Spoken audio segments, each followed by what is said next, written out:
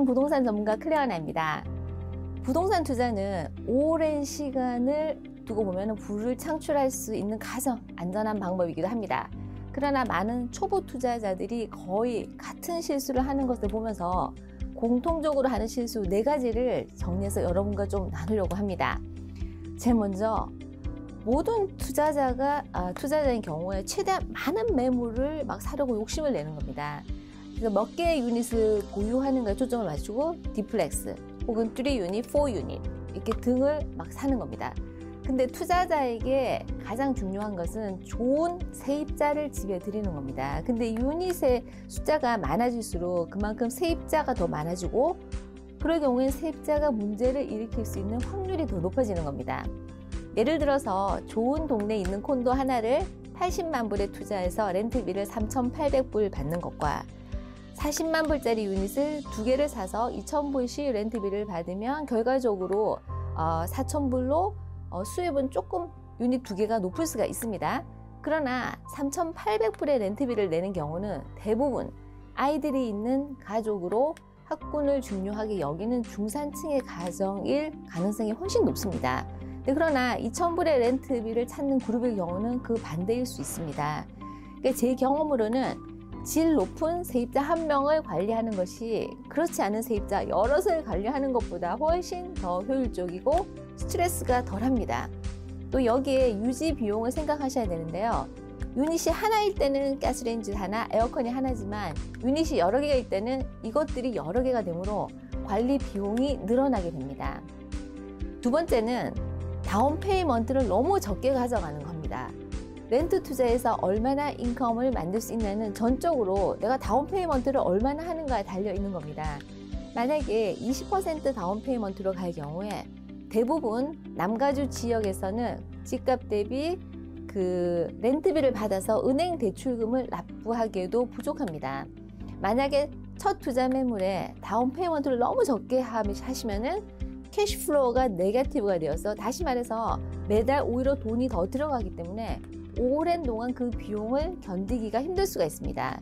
그래서 처음 한두 채는 약 40% 혹은 50% 정도로 다운 페이먼트를 좀 높게 해서 캐시플로우를 높이는 것을 권합니다.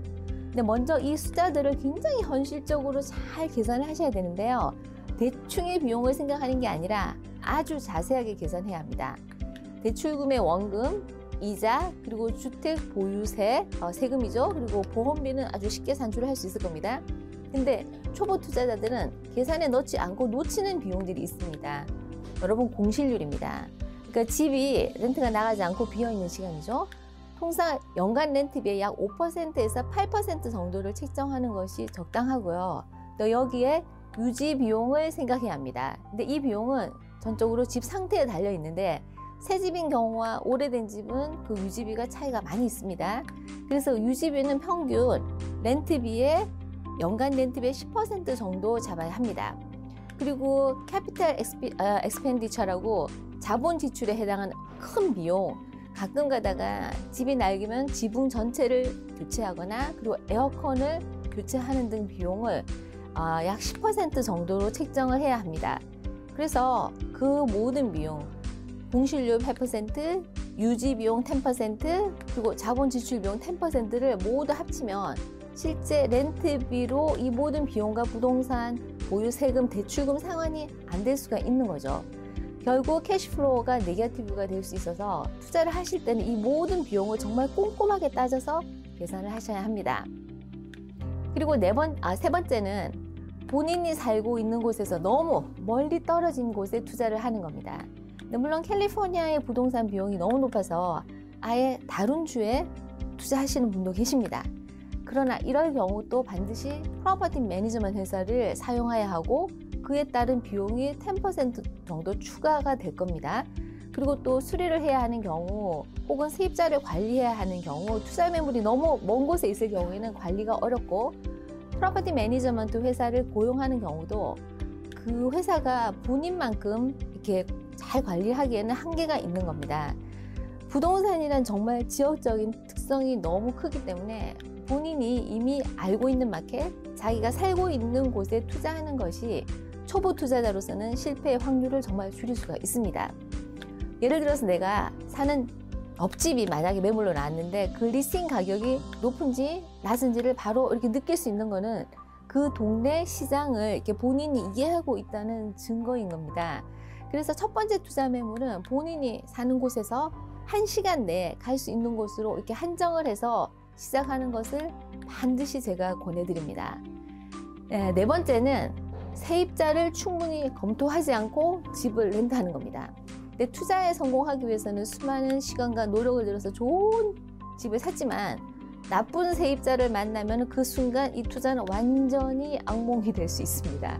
그래서 세입자를 구할 때 아는 친구 혹은 뭐 친구의 친구 등 이렇게 친분이 있는 사람에게 세를 놓는 것을 절대 권하지 않습니다. 여러분, 이 렌탈 비즈니스는 진짜 비즈니스인 만큼 이렇게 캐주얼하게 운영을 해서는 안 됩니다. 세입자의 크레딧 스코어, 인컴 등을 잘 검토하시고 계약서를 아주 철저하게 만들어야 하고요. 근데 그러려면 반드시 리얼터에게 의뢰해서 일하실 것을 정말 권해드립니다. 근데 리얼터 비용이 한 달 정도 렌트비에 해당하지만 충분히 가치 있는 비용입니다. 그리고 세입자의 어플리케이션을 이게 온라인으로 받을 수가 있는데요. 근데 그럴 경우 비용은 약 30-40불 정도 들지만 그거는 세입자가 내게 되어 있고요.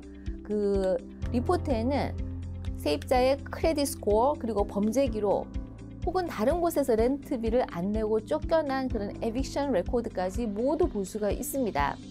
무엇보다 퀄리티가 높은 그런 세입자를 드리기 위해서 시간과 노력을 하셔야 합니다. 여러분, 이 실수는 정말 대가가 굉장히 클 수 있는 만큼 여러분이 투자를 하시기 전에 반드시 전문가인 저에게 미리 상담하시기를 권해드립니다. 저는 많은 투자자를 도와드렸고 그분들은 다 성공적인 투자를 하셨습니다. 여러분, 오늘도 좋아요, 구독 잊지 마시고 눌러주세요. 감사합니다. 안녕히 계세요.